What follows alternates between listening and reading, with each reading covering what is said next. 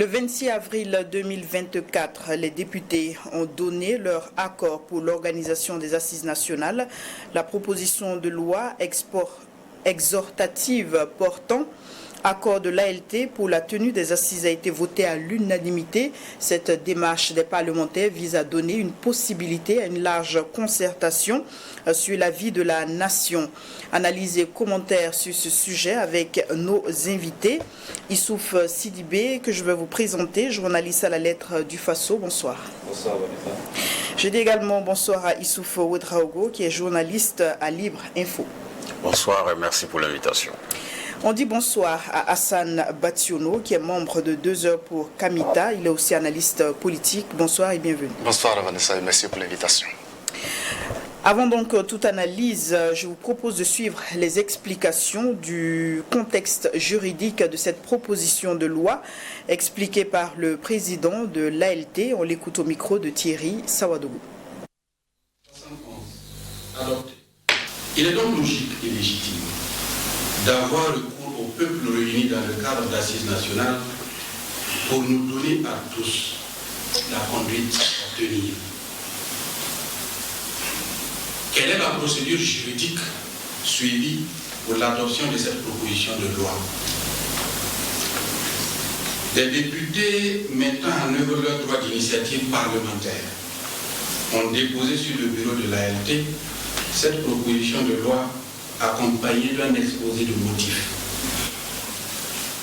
Après avoir délibéré au bureau, conformément à la Constitution et au règlement de l'ALT, la proposition de loi et son exposé de motifs ont été transmis par lettre au président de la transition afin d'obtenir son accord pour son inscription à l'ordre du jour de l'Assemblée. Par lettre datée du 18 avril 2024, le président de la transition, autorité habilitée à convoquer les assises, a marqué son accord pour l'inscription de la proposition de loi à l'ordre du jour de notre session permanente. C'est donc avec l'accord du chef de l'État, président du Conseil des ministres, et seule autorité habilitée à convoquer les assises que la présente proposition de loi a été inscrite, discutée et vient d'être adoptée par l'ALT. Quel est le contenu de cette proposition de loi? C'est une loi exhortative qui donne l'accord de l'ALT, c'est-à-dire le consentement des députés pour la convocation des assises nationales. Cette loi ne modifie pas la charte. Elle ne décide pas non plus du contenu des assises. Elle laisse le soin au peuple souverain, qui sera réuni dans le cadre des assises nationales, de décider la suite de la transition. Ces assises doivent être organisées un mois au moins avant la fin de la transition fixée par la charte. En somme, l'ALT par cet acte a joué sa partition. Afin que nous ne soyons pas dans un vide juridique qui expose notre nation déjà en souffrance et qui mettra en difficulté les institutions. Voici donc les explications en ce qui concerne le caractère légal de cette proposition de loi, donner la possibilité à une large concertation sur la vie de la nation, éviter un vide juridique et le blocage des institutions. Est-ce que, Issouf Ouedraogo, l'objectif ainsi décliné vous paraît noble? Bonsoir encore une fois de plus, merci pour l'invitation. Avant de répondre à cette question, comme il est de coutume chez moi, je vais d'abord rendre un vivant hommage aux forces combattantes et aux VDP qui font un travail formidable sur le terrain. Souhaiter prompt rétablissement aux blessés, continuer d'implorer Allah le Tout-Puissant de continuer à tendre sa main protectrice et notre chère patrie de Burkina Faso. Revenant à votre question, j'avoue que ce n'est pas la première fois que j'aborde ce sujet concernant peut-être les séances de la transition. On n'avait pas besoin peut-être d'attendre tout ça parce que de toutes les manières, pour ceux qui savaient lire entre les lignes, savaient que cette transition n'allait pas prendre fin en juillet 2024. Donc au risque de se retrouver dans un no man's land institutionnel et juridique, il fallait anticiper les choses pour ne pas tomber dans une situation difficile comme certains pays voisins qui se sont fait peut-être rattraper par leur naïveté dans cette façon de voir les choses. Donc pour moi, c'est dans l'ordre normal des choses que l'ALT, qui est issue même de cette charte-là, qui est un organe de la transition, a bien fait peut-être de rejeter peut-être la balle dans le camp du président de la transition qui a accusé peut-être de convoquer des assises nationales. Maintenant, la seule question pour moi est de savoir ici, est-ce que ces assises nationales seront inclusives du moment où on a des acteurs qui sont exclus peut-être de ce chemin-là? Attendons de voir ce que ça va donner, mais j'ai bien peur que même avec ces assises-là, elles ne soient pas inclusives autant pour moi, parce que si on a peut-être suspendu par exemple des partis politiques et certaines organisations de la société civile, comment va se faire peut-être le choix de ces représentants pour ces assises? Attendons de voir ce que ça va donner, mais pour moi, il y a déjà un problème et il faudra peut-être régler ce problème pour éviter réellement qu'on tombe dans une situation difficile. Parce que ça y va aussi de la crédibilité de cette transition, de faire quand même des assises nationales inclusives en représentant toutes les couches de la société. Or déjà, on a peut-être une partie de cette couche-là qui est mise de côté. Donc, attendons de voir ce que ça va donner. Quel sera le mécanisme qui sera trouvé par les autorités compétentes pour permettre à cette transition peut-être d'avoir réellement des assises inclusives. On attendra de voir pour ne pas peut-être dévancer l'iguane dans l'eau. Mais sinon, pour moi, peut-être c'est l'ordre normal des choses. Il n'y avait pas mieux parce que même la semaine passée, on a dit même sur ce même plateau que la crédibilité de la transition allait avec des assises nationales comme ça a été dès le départ. Donc cette fois-ci, ils ont peut-être accepté de suivre peut-être ce que tout le monde voyait. Maintenant, ça sera à l'intérieur. Comment ça va se passer? Et en attendant de voir comment ça va se passer. Alors Sidibé, la tenue des assises n'est plus un secret de polichinelle, comme l'a relevé Issouf. C'est la question de l'inclusivité de ces concertations. On parle là de large concertation sur la vie de la nation. La question est, est-ce qu'on ira vers la levée des différentes suspensions, parlant des partis politiques et des OSC? Non, pas fondamentalement, parce qu'aux premières assises, si ma mémoire est bonne, les OSC et puis les partis politiques étaient suspendus, mais cela ne les a pas empêchés de participer aux différentes concertations, à la première concertation. Donc, pour ainsi dire que c'est une bonne démarche, parce que quoi qu'on dise, la transition tire son fondement quand même des assises, et dès lors que cette transition tire vers sa fin, il faut repartir vers ces assises encore pour pouvoir décider de quelque chose. Là, ce n'est pas un problème, là, c'est une bonne démarche. Maintenant, moi, mon problème se situe peut-être à deux niveaux. Le premier niveau est que, pourquoi attendre vers la fin de la transition pour convoquer des assises? C'est très important, parce que lorsqu'on dirige une transition qu'on dit inclusive, avec représentative de tous les acteurs, même si vers la fin ça n'a pas été le cas, il fallait quand même, de façon périodique, pourquoi de façon semestrielle, évaluer la transition, puisqu'en réalité la transition a une mission, sécuriser le territoire, organiser les élections, refonder l'administration. Est-ce qu'aujourd'hui, depuis que la transition a été mise en place, est-ce que de façon, avec tous les acteurs qui ont participé aux assises, est-ce qu'ils sont assis pour évaluer ces missions qui étaient assignées à la transition? À ma connaissance, non. Donc ça, c'est le premier péché. Il fallait quand même évaluer ça. Là, on allait... Mais je suppose qu'à ces assises, tout cela sera évalué, parce qu'il ne faut pas encore donner un timing et après se retrouver encore à l'approche de ces timings et que ces missions n'ont pas été accomplies. Il faut encore prolonger. Là, ça ne sera pas du tout bon. Mon deuxième problème, c'est qu'il faut reconnaître que dès l'arrivée des autorités de cette transition au pouvoir, il y avait quand même un certain engouement, parce que, quoi qu'on dise, les assises avec l'élaboration de la charte, greffée à la Constitution, permettait quand même un certain nombre de libertés démocratiques. Voilà. Et on a remarqué quand même qu'au fur et à mesure que la transition évolue, ces libertés ont été quand même, par moments, été remises en cause. Est-ce qu'aujourd'hui, il faut aller s'asseoir, encore discuter, en invoquant les grands principes de la démocratie et enfin remettre ces principes-là en cause au cours de déroulé. Parce que c'est quoi? Quand vous regardez tous les procès que l'État a eu à faire, l'État les a perdus. Mais ces procès n'ont jamais été appliqués. Pourquoi? Parce que quoi qu'on dise, si aujourd'hui nous voulons une transition inclusive, nous voulons que tous les acteurs se mettent en place, il faut que nous revenons aux fondamentaux même de notre vivre ensemble. Ces fondamentaux ne peuvent s'exclure au-delà de la Constitution et de la charte de la tradition. Donc il faut être respecté parce que tous les acteurs doivent se dire, en partant aux assises en tout cas, tout le monde doit se dire, voilà ce que nous avons décidé, voilà les valeurs sur lesquelles nous nous entendons et nous devrons respecter ça. S'il faut maintenant appeler les uns et les autres juste pour faire des assises et maintenant invoquer les grands principes de la démocratie, invoquer les valeurs universelles et enfin les remettre en cause, autant continuer comme ça sans assises et bon, après on verra la suite. Alors, Hassan Bationo, est-ce que ces assises qui se profilent à l'horizon, est-ce que ce n'est pas là une opportunité justement pour ces voix dites discordantes de se faire entendre? Oui, merci encore une fois de plus pour l'invitation et surtout pour discuter des questions en lien avec l'avenir de cette nation. Effectivement, d'ores et déjà, pour piquer dans la question que vous venez de poser, il est important quand même d'évaluer le caractère légal de cette proposition d'assises, de loi qui va constituer peut-être à reporter les élections pour pouvoir permettre aux forces de défense et de sécurité de mener à bien leur mission dont la première est la lutte contre le terrorisme au niveau du Burkina Faso. Effectivement, quand vous prenez la charte de la transition, à son article 19, il est effectivement noté que la modification de la charte est possible.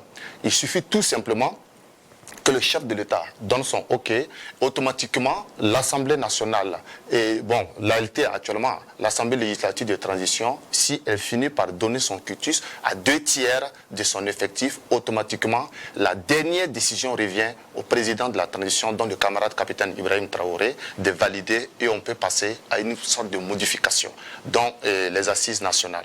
Donc, du point de vue de la légalité, il n'y a pas de problème. Et également, du point de vue de la légitimité, oui, il n'y a pas de problème aussi, parce qu'aujourd'hui, qu'on le veuille ou non, le principal souci des 22 millions de Burkinabés, c'est la reconquête du territoire 214 000 km². Comment Ibrahim Traoré est arrivé au pouvoir? Il est arrivé au pouvoir à un moment donné où on avait besoin de sécurité, à un moment donné où les Burkinabés effectivement ne s'entendaient plus, à un moment donné où on n'avait plus de solution pour pouvoir gérer le problème primordial, la lutte contre le terrorisme. Il arrive au pouvoir après plusieurs tâtonnements, presque une décennie de combat, où il n'y avait pas de solution. On retrouve une armée désorganisée, on retrouve une armée moins équipée, on retrouve une armée qui combattait sans stratégie, on retrouve une armée où la puissance du feu posait effectivement un problème. Est-ce qu'il fallait s'asseoir en un an, réorganiser d'abord l'armée, trouver une stratégie, une option, équiper l'armée, augmenter sa puissance de feu, le temps de pouvoir récupérer les 214 000 km²? Non, on ne pouvait pas le faire. Donc, légitimement, les Burkinabés, je pense très bien, dans leur ensemble, sont parfaitement... Lorsqu'on va donner un an de plus à cette transition, ces 274 000 km² seront reconquis? Non, le bilan est clair. Le bilan est clair parce qu'aujourd'hui, chaque jour, le bilan de la transition du point de vue sécuritaire, on n'est pas obligé de venir s'asseoir pour dire aujourd'hui, grand point, bilan de la transition. Les informations où le bilan est donné à longueur de journée sur la télévision nationale. Je parle des opérations de reconquête à longueur de journée. Oui, nous perdons des hommes, comme nous arrivons à engranger des victoires. Des villages sont réinstallés, des villages sont récupérés, le temps de consolider et de réinstaller ces populations dont nous avons des centaines. La semaine surpassée, via les différents médias, on a vu plus de 1000 écoles qui ont été ouvertes en un mois. Je vais parler du mois de mars. Également, nous avons pu comprendre que grâce à la mobilisation générale, l'acquisition du point de vue matériel, c'est une réalité. Maintenant, mais fort de ce bilan qui a l'air d'être positif, est-ce qu'il n'est pas temps justement de parler de l'organisation des élections? Non, aujourd'hui, il y a une réalité qui est là. En temps de guerre, il n'y a pas un pays en temps de guerre qui parle d'élection. On parle de reconquête du territoire. Aujourd'hui, vous partez derrière Djubo. Il suffit d'aller parler à un citoyen derrière Djubo que vous voulez aller aux élections. Si vous ne pouvez même pas avoir assez, on organise les élections avec qui? Dans quelle ville? Dans quelle localité? Les quelques villages qui ont été récents, les centaines de villages dont on parle aujourd'hui qui ont été réinstallées, est-ce que ces populations qui sont en pleine psychose, ces populations qui ont récupéré les terres dont parfois on a perdu les logements, ces populations qui ont du mal aujourd'hui à se réorganiser du point de vue social, est-ce que c'est le moment d'aller leur parler d'élections? On ne dit pas de ne pas organiser les élections. Il est très important d'organiser les élections et permettre au peuple burkinabé de choisir comme on veut quelqu'un pour les diriger. Mais l'essentiel ici, moi j'ai un problème avec la notion de la démocratie telle qu'est calquée par le modèle occidental. La démocratie africainement parlant, c'est celle qui sème le consensus. Et une réalité, une chose est réelle aujourd'hui. Le camarade capitaine Ibrahim Traoré sème le consensus, c'est une réalité qu'on le veuille ou non. Maintenant, par rapport aux questions d'exclusion, etc., le Burkina Faso n'est pas le premier pays à le faire. En Ukraine, il y a plus de 12 partis politiques où on a même mis les bureaux sous scellés et bombardé les bureaux. Les gens ne parlent pas de ça. Il y a eu également, quand vous repartez dans les grandes guerres, que ce soit les guerres mondiales, en 1940 jusqu'en 1945, il n'y a pas eu d'élection en France. Les mêmes qui nous sèment les questions de démocratie. Donc, je veux dire tout simplement, la question primordiale du peuple burkinabé aujourd'hui, c'est comment reconquérir son territoire, comment permettre aux citoyens de boire de l'eau et de respirer ce terre de paix datant. Parce qu'aujourd'hui, les élections, nous allons y aller. On y va avec quoi? Alors merci. Quel argent pour organiser les élections? Voilà. Issouf Ouedraogo, on parle toujours assises nationales. Alors, est-ce que simplement, on n'aurait pas pu respecter la parole donnée qui est d'une année le délai de la transition? C'est là que tout le problème se pose. Moi, je pense qu'en Afrique, il y a un adage qui dit que la parole donnée, il faut la respecter. Dans l'ancien temps, quand vous écoutez les aînés, la parole donnée, c'est comme si c'est une décision prise. On a vu des personnes âgées qui ont bu la sugui parce qu'ils n'ont pas respecté les paroles données. Mais comme on dit que nous ne sommes pas dans un pouvoir, comment dirais-je, normal, on peut le permettre, mais j'ai l'impression qu'on n'est pas peut-être dans le même pays, on n'a pas peut-être les mêmes informations. Personne n'a dit illico presto d'aller à des élections, mais quand même quand on nous fait le bilan de la transition d'une année, ça aussi c'est une réalité. On ne peut pas venir nous promettre des choses. De 3 mois, on va à une année, mais on ne va pas dessus. C'est ça aussi le problème. Donc pour moi, j'ai l'impression peut-être que, comme disent les Maliens, on ne peut pas se dribbler soi-même en gardant le ballon. C'est difficile. Donc pour moi, à ce moment, il faut dire les choses telles qu'elles sont. On est parti. Alors Issouf, je ne te coupe pas, mais on a vu dans différents entretiens le président de la transition qui est revenu sur ce qu'on pourrait qualifier de bilan en ce qui concerne la lutte contre le terrorisme, qui dit que on a à l'étape de l'introduction, on a l'étape du développement, la reconquête du territoire est en marche avec le renforcement de la puissance militaire. Est-ce qu'on ne peut pas mettre ça dans le panier du bilan? Au fait, souvent j'ai un problème. Vous vous rappelez de la déclaration de politique générale du Premier ministre devant l'ALT. Qu'est-ce qu'on nous avait dit? On nous avait dit qu'on maîtrise 65% du territoire. C'est ce qui a été dit devant l'ALT. Mais si on maîtrise 65% du territoire, c'est qu'on peut faire des élections. Il y a des pays de par le passé qui étaient dans le même problème. Le Nigeria à côté, où ils étaient harcelés par Boko Haram.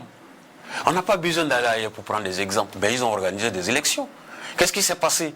Mais il ne faut pas mettre dans la tête des gens que tout le monde réclame illico presto de l'organisation des élections. Et quand on part prendre des exemples ailleurs, mais ce n'est pas la même réalité. L'Ukraine et le Burkina, c'est carrément différent. Ce n'est pas une guerre asymétrique. Ici, on nous a toujours senti que c'est une guerre asymétrique, ce qui est différent de l'Ukraine. Ça, c'est un. Deuxièmement, quand on nous chante que la démocratie occidentale, personne ne parle de la démocratie occidentale. Pourquoi ne pas faire notre démocratie en calquant, par exemple, certains royaumes au Burkina Faso? Mais c'est ça le problème. Moi, j'ai l'impression que quand les choses arrangent certaines personnes, on évoque des exemples qui ne tiennent pas. Mais quand les choses n'arrangent pas, mais on revient aux fondamentaux. Est-ce qu'on avait besoin d'attendre d'aller vers la fin de la transition, comme disait M. Sidibé, pour organiser des élections? Qu'est-ce qui nous empêchait de mettre des mécanismes en place pour évaluer un peu l'évolution des choses sur le terrain? Qu'est-ce qui nous empêchait de mettre des cadres de dialogue pour permettre à ceux qui réellement veulent l'accompagner ou ceux qui se sentent dans cette transition de donner ce qu'ils pensent? Mais au début, ce n'était pas le cas. On a vu comment les assises se sont passées. C'était quand même ouvert, on a permis à chacun de dire ce qu'il pense. Mais au moment où on a commencé à constater que les choses évoluaient, mais on a commencé peut-être à mettre des gens de côté en utilisant des termes très difficiles, des apatrides, des non-patriotes. Est-ce que dans ce pays, on a besoin de ça? Est-ce qu'on peut combattre le terrorisme en essayant d'installer d'une certaine inclusion à l'intérieur? C'est difficile. On ne peut pas aller à une guerre étant divisé. Il faut quand même qu'on soit unis sur des valeurs fondamentales pour essayer d'y aller. Alors, Bationo, réaction? Non, la réaction elle est claire par rapport au bilan. Le bilan, je pense qu'aujourd'hui, comme je l'ai dit, on n'a pas besoin de convoquer une heure de grande rencontre que 20 heures peut-être le journal pour venir dire aujourd'hui, on vient, on fait le bilan. Le bilan est réel parce que les journalistes le savent.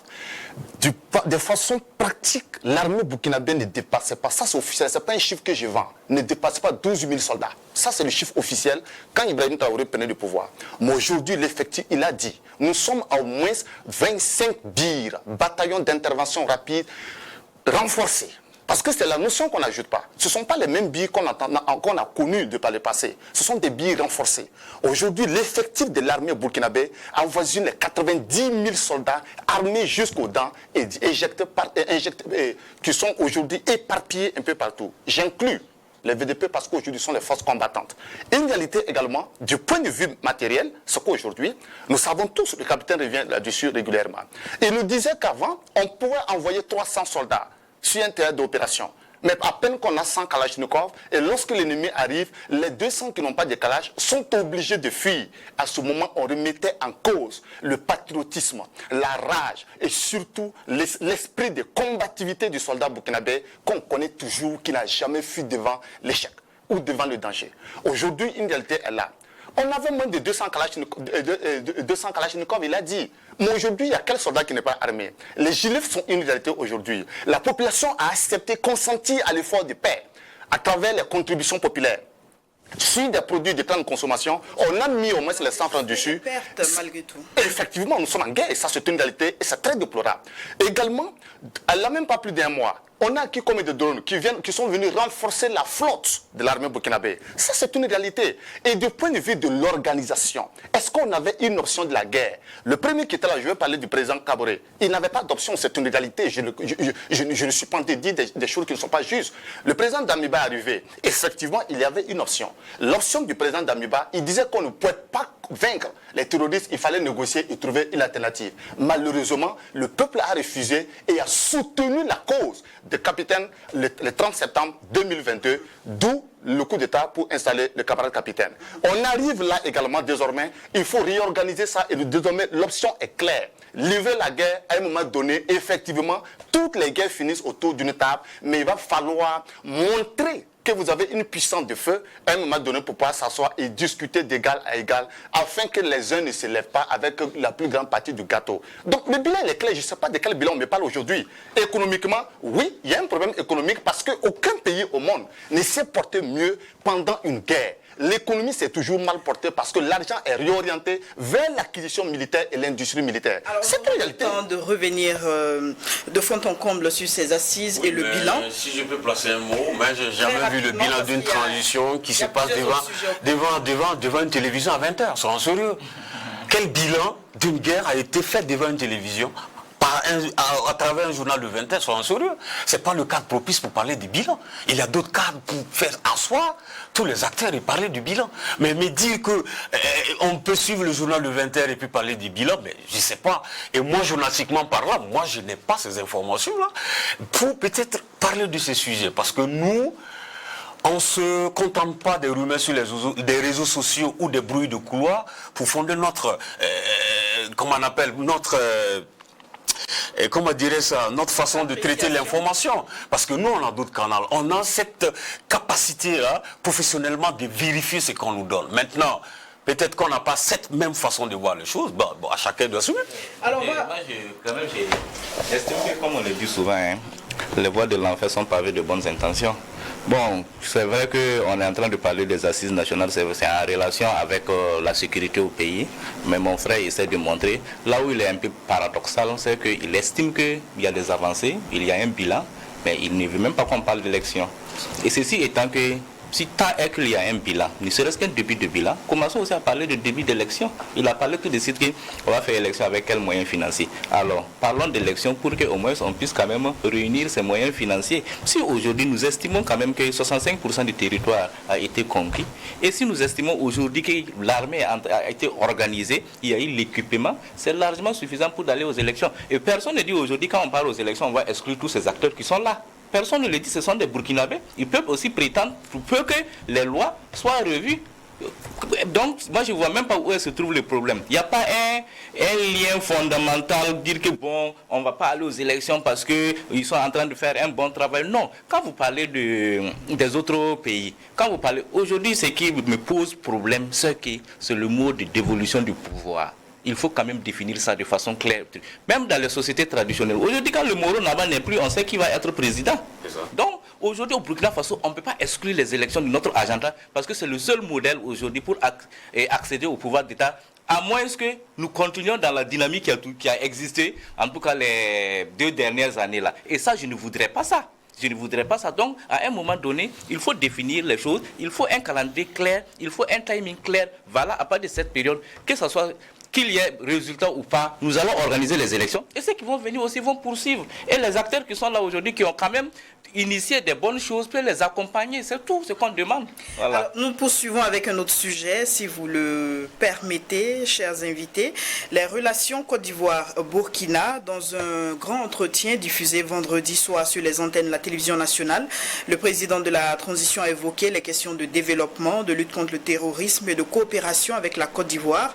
Et sur ce point, il a reconnu que, sans faire dans l'hypocrisie, les relations entre les deux pays sont tendues, malgré le bras tendu des autorités ivoiriennes avec la rencontre de Nyangoloko.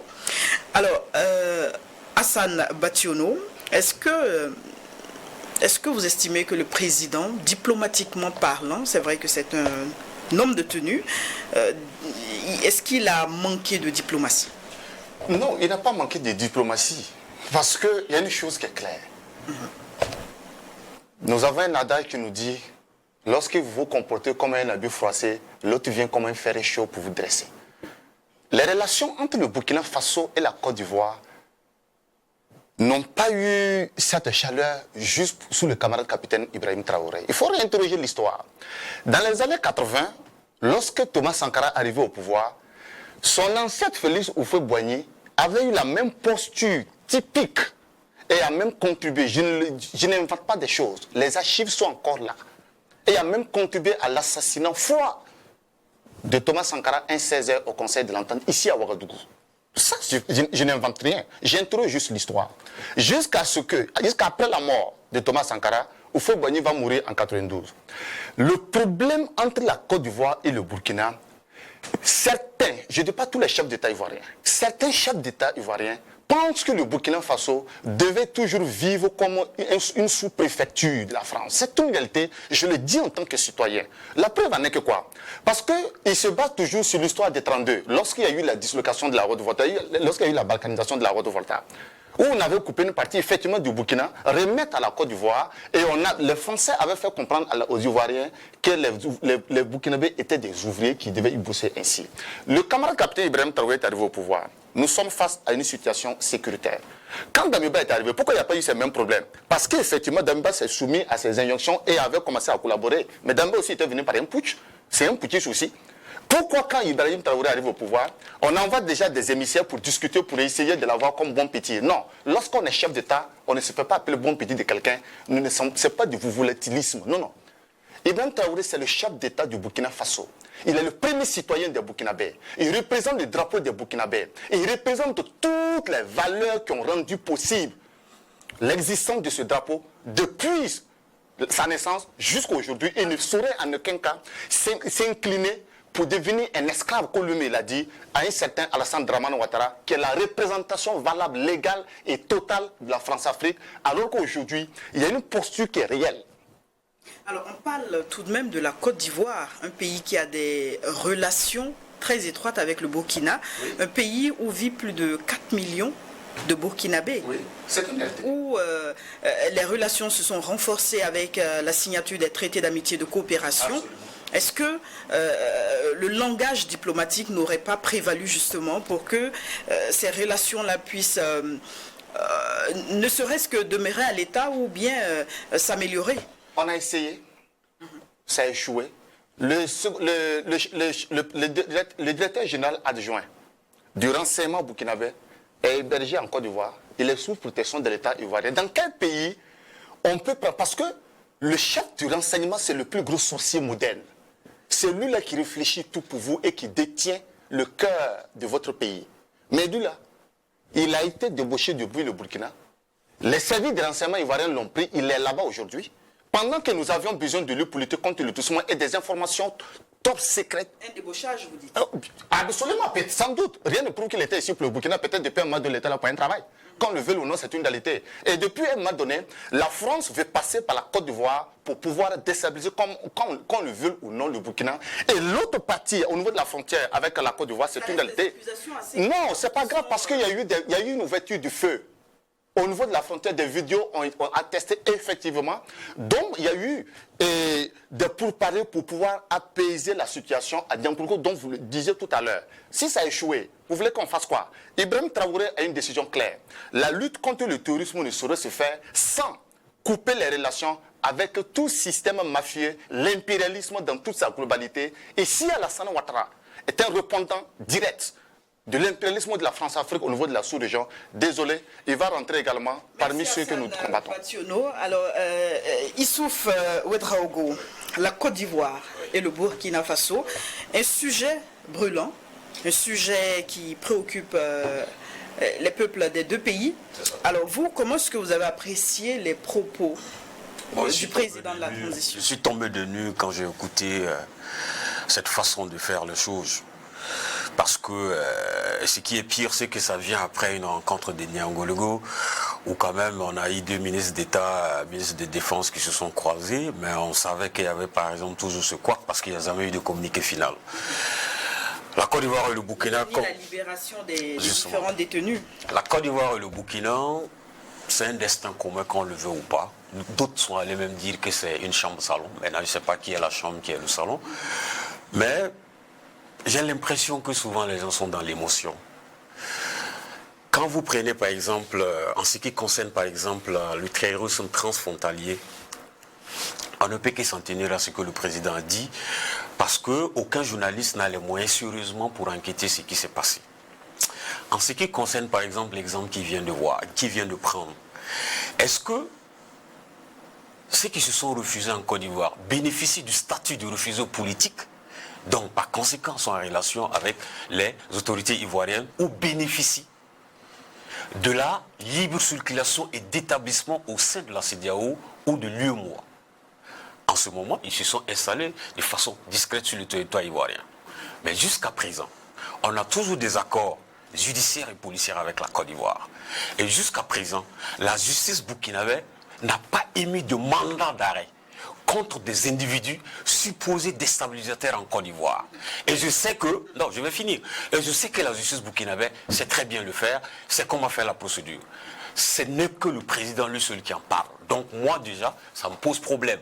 Alors lorsque vous dites installer discrètement, mais on les voit actifs sur les réseaux sociaux tout de même. C'est ça que je dis. Si c'est des gens qui sont à l'issue du statut de refusé politique, en ce moment, ils sont en relation avec la Côte d'Ivoire.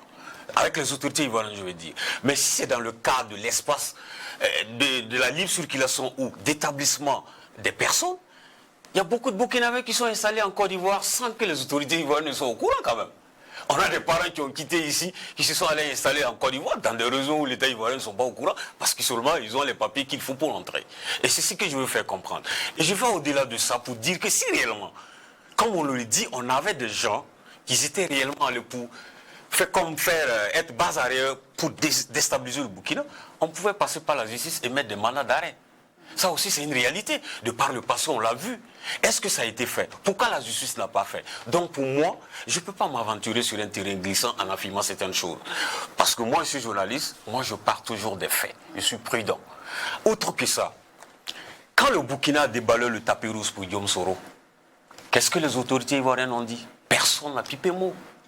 Et c'est maintenant que nous, à notre tour, on reconnaît qu'on a des Burkinabés qui sont refusés là-bas pour déstabiliser le Burkina. Vous voyez, ces 2 poids 2 mesures-là, c'est pas intéressant. Il faut qu'on essaie de calmer les choses, jouer bas la terre. Parce que, qu'on le veut ou non, on ne peut pas qu'il y ait quand même une situation tendue entre la Côte d'Ivoire et le Burkina. Ça n'arrange personne. Parce que ceux qui en parlent souvent, ils n'ont pas peut-être ce recul arrière pour voir réellement les choses. Entre la Côte d'Ivoire et le Burkina, j'ai quand même écouté ce qui s'est passé. Mais à mon avis, en diplomatie, il y a des langages qu'il ne faut pas tenir.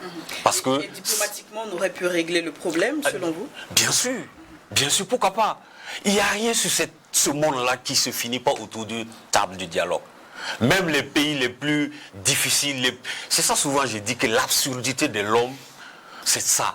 Toutes les grandes guerres se sont toujours finies autour d'une table. Donc pour moi, c'est mieux qu'on joue bas la terre, calmons les choses, parce qu'on a vu de par le passé ce qu'une opération comme Opération Bahiri a créé comme problème au Burkina Faso. Ne travaillons pas à mettre les populations à la base dans des conditions difficiles. Parce que le plus souvent, nos autorités sont peut-être dans des tensions, dans des visions qui, à la base, n'est pas cernées par les populations. Alors, Issouf Sidibé, votre opinion sur ce sujet? Mon opinion est que les gens ont des problèmes, les gens créent des problèmes imaginaires entre la Côte d'Ivoire et le Burkina, fondamentalement. Moi, jusqu'à en tout cas l'arrivée d'Ibrahim Traoré, je n'ai pas vu un problème fondamental, à part que les gens même en train de créer eux-mêmes des problèmes imaginaires. Aujourd'hui, ce sont les autorités ivoiriennes qui ont été les premières à nous demander une rencontre. C'est quand même une bonne disposition d'esprit. Parce que quoi qu'on dise, comme il a rappelé, au Burkina Faso, nous sommes géographiquement, historiquement liés. Au début, la Côte d'Ivoire, quand même, enregistre beaucoup de réfugiés. Moi, je ne parle pas des réfugiés dont il parlait. Hein. Les réfugiés qui sont fuis les territoires burkinabés du fait des attaques. Ils ont fait des maisons pour loger ces personnes. On n'en parle pas. Est-ce que la Côte d'Ivoire était obligée, aux frais de leurs contribuables, de faire des logements pour ces gens? Non. C'est quand même la Côte d'Ivoire quand même nous a donné du matériel militaire au début. Ça aussi on n'en parle pas. Comment un pays qui vous pensez que non, qu'il veut vous déstabiliser, va vous envoyer du matériel militaire? Non, ça je vous laisse. Et parallélisme des formes. Il a rappelé tout de suite. Souvent quand vous parlez, il faut aussi savoir que ce que vous reprochez à l'autre là, vous le faites ici aussi. Vous reprochez que non, le DG de l'ANR, le DG Advient, non, est en Côte d'Ivoire et qu'il a il a des renseignements, il a fait avec beaucoup de renseignements. Peut-être même que, est-ce qu'Alassane même le connaît même? Est-ce qu'Alassane le connaît? Je n'en sais rien. Mais Soro est venu ici, est-ce que les autorités ivoiriennes en ont fait un problème? Non. Quand même, Soro, c'est d'ici qu'il est parti, la Côte d'Ivoire, parce qu'eux, ils estiment que ce n'est pas suffisant d'en faire des problèmes d'individus. Non. Ce qui est important pour nous aujourd'hui, c'est quoi? Comment sécuriser la frontière entre les deux pays? Comment sécuriser la frontière entre les deux pays? Parce que Alassane, quand même, est un peu ami avec la France. On estime que non, c'est de l'impérialisme, c'est le valet local. En quoi, aujourd'hui, nous, les Burkinabés, nous envions la Côte d'Ivoire? On a qu'à se dire la vérité. Nous les envions. En quoi nous les envions? Hein?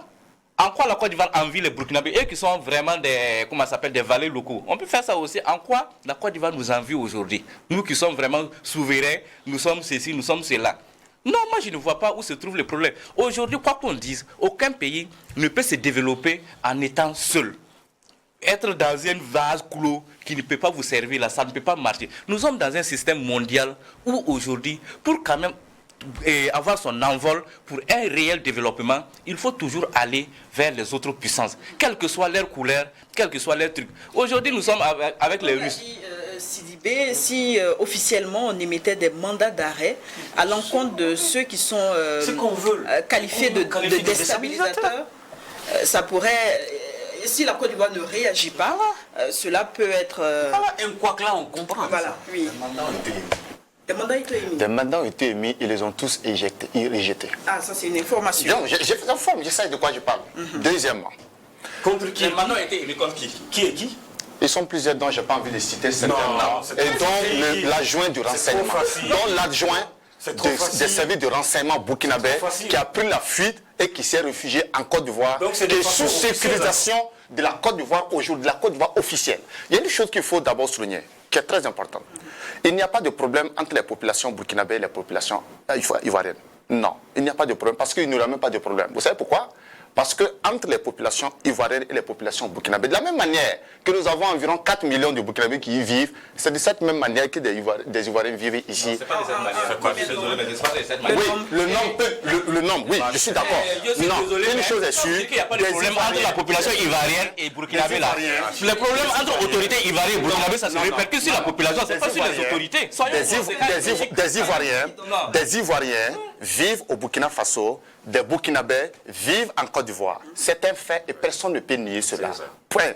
Deuxièmement, des mandats d'arrêt ont été émis contre certains Burkinabés qui ont pris la Côte d'Ivoire comme base arrière pour déstabiliser le Burkina. C'est une réalité. Je vous parle de l'adjoint du chef des renseignements burkinabé qui a fui le Burkina Faso et qui s'est réfugié en Côte d'Ivoire. Depuis quand ces mandats ont été émis? Je poursuis. Troisièmement, aujourd'hui, Alassane Ouattara l'a proclamé haut et fort. Après quelques semaines de rencontres restreintes entre lui et Macron depuis la France. Et il a dit aux Français, ne vous inquiétez pas. Cette affaire de médias français suspendus au Burkina, au Mali, au Niger, je vais régler ça. Non, on ne donne pas des injonctions à un chef d'État qui a encore son drapeau aux Nations Unies et qui représente des dignes fils comme le peuple burkinabé. C'est une réalité. Ils sont tenus à huis clos.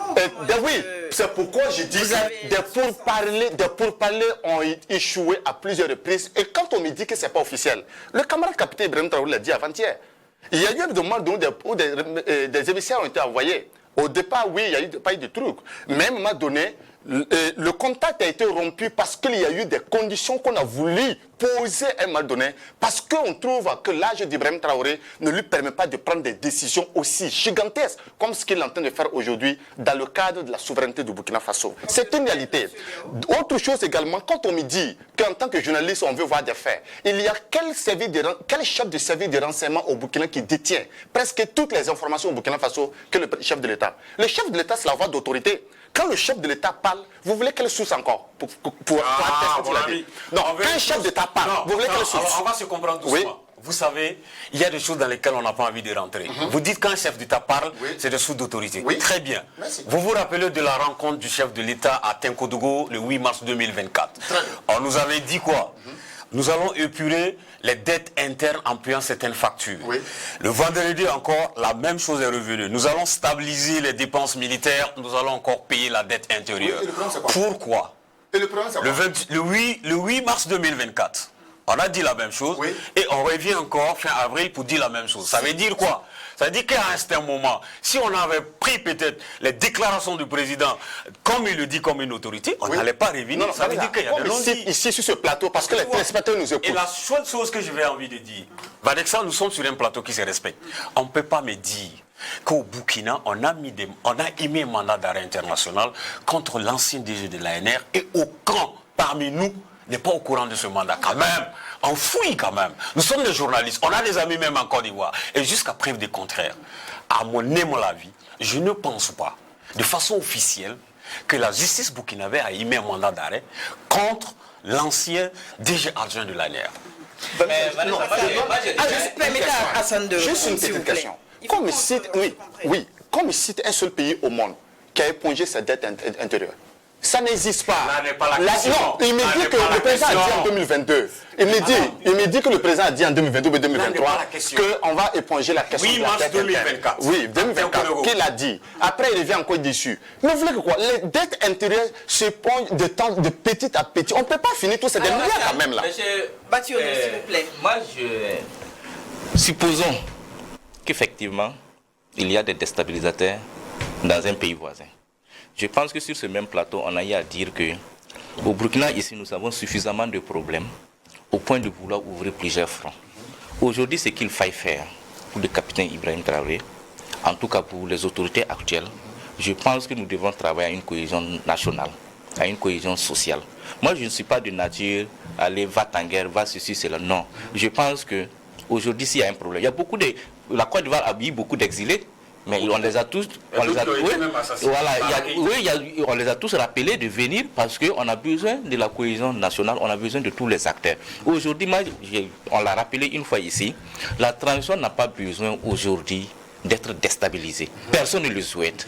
Pour cela, la transition aussi, les autorités doivent travailler avec tous les acteurs, en tout cas à taire les antagonistes. Parce que c'est quoi? S'il y a déstabilisation, c'est qu'il y a peut-être frustration.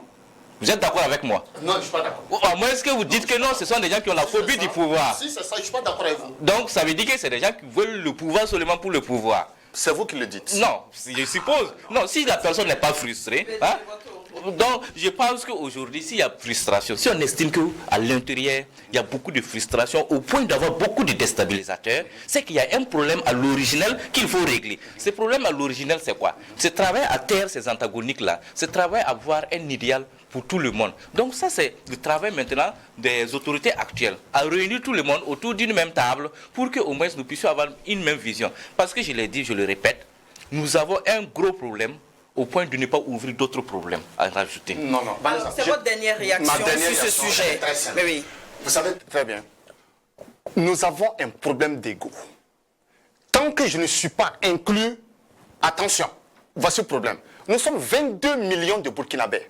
Vous pensez qu'on peut faire sortir les 22 millions? De quelle inclusion dont on parle? On vous parle du drapeau national. On ne parle pas de bataille de gâteaux. On ne parle pas forcément il faut qu'il soit inclus. Aujourd'hui, il y a une réalité qui est là. On a donné les directives de ce pays à un groupe d'individus qu'on juge capables de piloter la dynamique afin de nous faire sortir des lits de terroristes qui nous assaillent depuis bientôt une décennie. La réalité, le bilan, il est clair.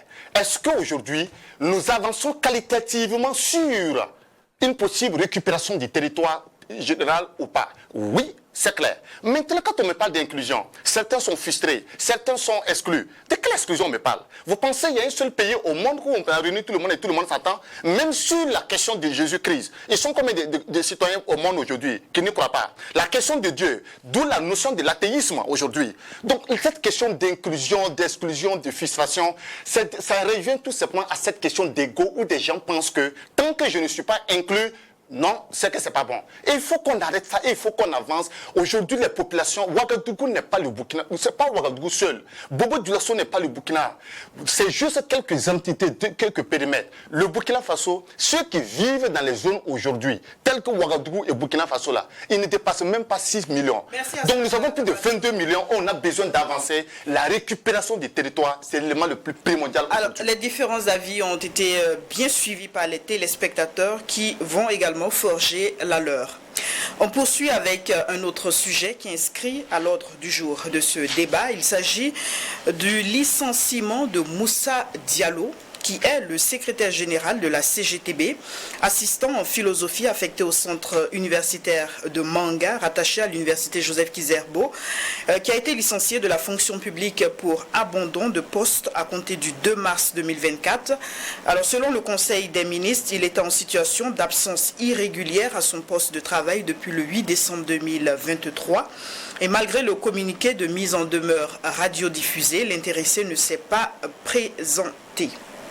Alors, Issouf Ouedraogo, la procédure administrative visiblement a été enclenchée, respectée si l'on en croit ce compte-rendu. Alors, est-ce que cette décision-là, elle vous paraît juste, compte tenu des événements de décembre 2023? Oui, pour comprendre cette affaire, il faut qu'on fasse un comeback. Si j'ai bien compris, c'est que le monsieur a été... il a fait face à une tentative d'enlèvement le jour du procès de la CGTB contre monsieur Adama Sigigwe. Après ça, il est rentré dans la clandestinité, peut-être vu la situation. Ce qui a permis de faire d'abord sortir une note pour l'interpeller à rejoindre son poste. Entre le fait d'aller au bureau pour se faire enlever et le fait de se faire licencier pour abandon de poste, je pense qu'il a fait un choix. Il a fait un choix. Il a fait un choix et il faut respecter son choix. Mais maintenant, ce qui me pose problème ici, c'est que c'est son prédécesseur, peut-être qui a eu peut-être la lourde décision de prendre qui a eu la mission, la lourde décision de prendre la décision finale. Et donc pour moi, c'est pas encore fini, il peut toujours faire appel. Mais je tiens à rappeler quand même que j'ai discuté avec un expert sur la question qui me dit que Il n'y a rien à dire concernant la procédure. Tout ce qui s'est passé, elle a été respectée du début jusqu'à la fin. Mais maintenant, je trouve que quand on est dans une situation difficile comme ça, ne travaillons pas à créer d'autres problèmes dans des problèmes. Moi, je pense que on est face à une situation qui est un peu difficile. On sait que le monsieur a fait face à une tentative d'enlèvement. Qu'est-ce qui s'est passé? Jusqu'à présent, ce silence radio. On ne sait pas à qui voulait l'enlever. C'est par rapport à quoi on voulait l'enlever. Qu'est-ce qu'il a fait comme faute et on voulait l'enlever. Jusqu'à présent, c'est table rase. Mais maintenant, d'un coup, on dit qu'il a refusé d'obtempérer, on l'a sanctionné. C'est très bien, parce qu'on a respecté les règles administratives. Mais est-ce qu'on ne peut pas aller au-delà de ça? Parce que moi, je toujours dis que quand on est dans une société, il faut toujours prioriser le dialogue. Alors d'autres disent que la loi s'applique à tous. Oui, je suis d'accord. La loi s'applique à tous. C'est ça, j'ai un problème. La loi s'applique à tous quand ça nous arrange. Dans ce pays-là, on a eu des prisonniers de luxe où on est allé libérer. Vous vous rappelez? Mais est-ce que la loi le permet? Vous parlez de la guérisseuse. Justement, mais est-ce que la loi le permet? Ça dit que quand on est sur le même pied d'égalité, il y a des choses qu'il faut respecter. Vous savez, la division de notre société le plus souvent, c'est le non-respect de certaines décisions. Et par ricochet, on a des décisions de justice dans ce pays qui ont été rendues par la justice, mais jusqu'à présent, qui n'ont pas été respectées. Est-ce que ça ne fragilise pas un peu cette cohésion-là? Et moi, je pense que le président, dès le départ, avait juré de protéger les biens et les Burkinabés en jurant sur la Constitution de faire respecter la loi. Et je pense qu'on doit s'en tenir à ça. Alors, Sidibé?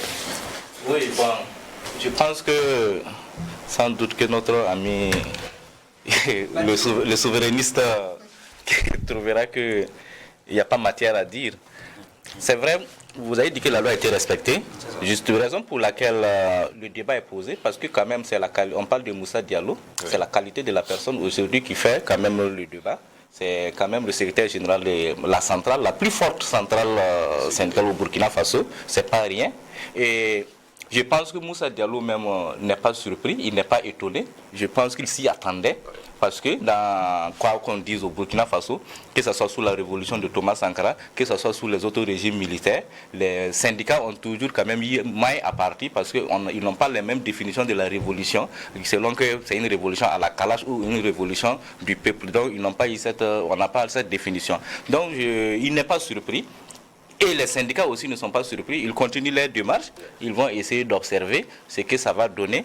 Mais je pense quand même qu'il faut quand même qu'on remette bas la terre. Quoi qu'on dise, le Burkina Faso a un sérieux problème. On fait un pas en avant, des sauts en arrière. On ne va jamais évoluer. La société burkinabé ne va jamais évoluer dans cette dynamique. Il faut être respectueux quand même d'un certain nombre de valeurs.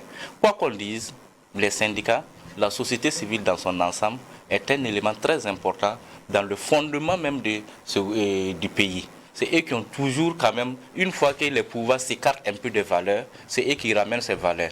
On a parlé, Bationa a parlé tout de suite de la suppression. Lorsqu'il y a eu la suppression, quoi qu'on dise, c'est la société civile à travers la chefferie coutumière qui a lutté pour qu'il y ait la reconstitution. Lorsqu'il y a eu le pouvoir de Maurice Yamiogo, lorsqu'il y a eu quelques dérives, ce sont les syndicats quand même qui sont sortis lutter. Le pouvoir de Seyz Herbo, la Mizana, tout ça, ce sont les syndicats quand même qui sont sortis lutter pour que quand même on remette le pays sur un certain nombre de valeurs. À aucun moment, quand bien même étant acteurs, les syndicats n'ont jamais réclamé une portion de pouvoir. Non, ils sont dans leur rôle d'avant-garde, ils luttent pour que ces valeurs soient respectées. Tout récemment, l'insurrection populaire n'y était quand même les syndicats et puis la société civile, on n'en serait pas là peut-être. Donc, quoi qu'on dise, aujourd'hui, vous allez faire du tort aux syndicats, à leurs responsables syndicaux. Tôt ou tard, ça va retourner contre vous-même parce qu'eux, ils sont immuables. Voilà. La société, l'histoire a démontré qu'ils sont immuables, ils sont là sereins. Cette décision ne surprend aucunement. Ça ne les dérange pas non plus. Et je pense, ça ne les ébranle pas. Et je pense que Bassolma qui a pris la décision lui-même, il sait quand même qu'aujourd'hui les syndicats sont sereins parce que lui-même il en a été victime. Les Nyolions ont été victimes, c'était des syndicats. Et les Souman Touré ont été victimes. Quoi qu'on dise, même les Salif Diallo ont été victimes de ces décisions souvent prises à la tête, je ne dirais pas arbitraires. Effectivement, le gars, il ne répond pas, mais il a rappelé les circonstances. quelqu'un qui a été assiégé, quelqu'un qu'on veut enlever, qui sauve sa peau. C'est vrai que Bassol m'a dit que souvent il faut assumer ses actes, mais lui aussi c'est sa manière d'assumer. C'est sa manière d'assumer ses actes. Donc, quelque part, il faut aller doucement, doucement. Parce que si on avait vraiment besoin d'un ciment solide pour quand même évoluer, il faut tenir compte quand même des revendications quand même de ces centrales syndicales. Quoi qu'on dise, représentent aujourd'hui les valeurs de notre société. Hassan Bationo, votre avis sur le licenciement de Moussa Diallo? Moi, je pouvais être écœuré tout simplement si on n'avait pas suivi la procédure. On a suivi les événements bout à bout jusqu'à ce qu'on finisse par donner la décision finale. Oui, un citoyen, un fonctionnaire ne part plus au travail. Les tests disent quoi? Qu'à un certain nombre de jours, automatiquement, on lance l'avis pour qu'il revienne à son poste. Ça a été fait ou pas, ça a été fait, ça a été rendu public, les médias ont partagé, il n'a jamais répondu présent à son poste. Quelque temps après, selon toujours la réglementation en vigueur, effectivement, l'État burkinabé a décidé d'appliquer les tests comme il se doit. La sanction est tombée, licenciement. Même au front, pour des questions de manquement, des soldats ont été radiés. Les gens ne parlent pas de ça. Des soldats ont été radiés juste pour des manquements parce qu'effectivement, il y a eu de la communication à la matière et le camarade capitaine est revenu dessus même avant-hier quand il était du côté de Bobo Dioulasso, où il a expliqué les contextes dans lesquels cela s'est passé.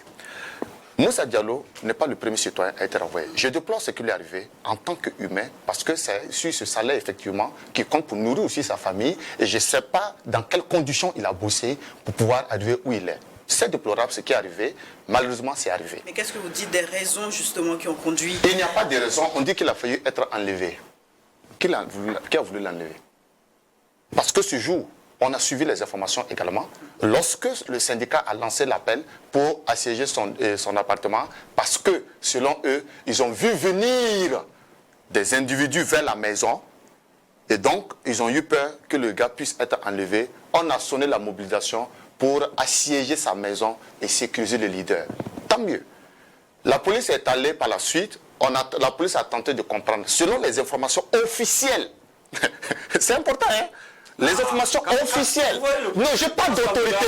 Non, pas ça m'arrange. Je veux pas d'informations. Non. Donc, ça dit quand le camarade capitaine Ibrahim Traoré dit c'est pas officiel. Quand la police dit c'est. Non. Je parle d'informations officielles parce qu'aujourd'hui, il y a des voix d'autorité. Quand elles parlent, tu vas aller chez l'information où encore? Ah bon, hein? Tu vas aller chez l'information où? Et donc, je reviens.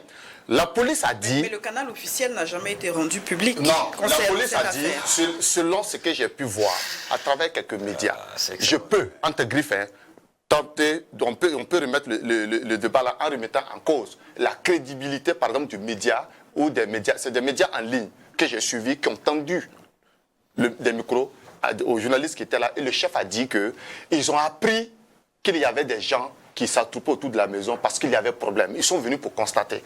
C'est ainsi même que la police a été chassée et a quitté les lieux.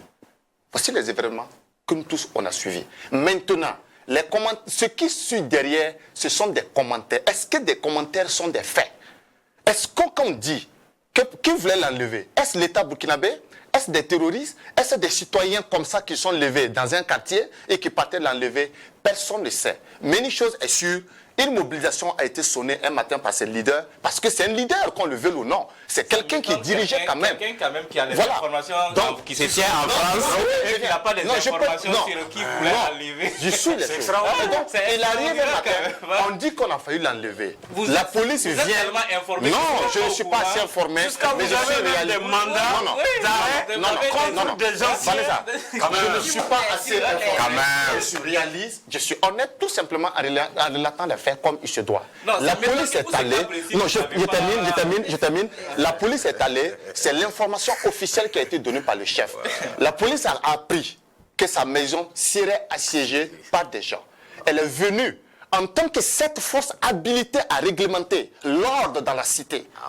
Elle a constaté les faits. Malheureusement, il n'y a pas eu attente. Elle s'est retirée. Le camarade ne s'est plus présenté à son poste. La réglementation a suivi son cours. La décision finale est tombée. C'est déplorable. Mais je pense que nous devons travailler pour ne plus que cela arrive. Même si ça devait arriver, on peut prendre les dispositions discuter et affronter son destin parce que nous sommes déjà nés et un homme c'est un homme. Non, c'est ce que j'ai dit ici. Nous sommes si c'est en matière de destin, le syndicat est quand même suffisamment outillé aujourd'hui pour prendre son destin en main. Et ce destin-là, je dis que c'était prévisible. Donc Moussa Diallo même savait que dans ce contexte-là, son licenciement était prévisible. Voilà, donc il ne faut pas vous inquiéter pour ça. Merci à Issouf Sidibé, merci à Issouf Ouedraogo, merci à Hassan Bationo. Nous sommes au terme du débat. Nous sommes également à la fin de cette émission 100% Info du jour. Merci pour votre attention.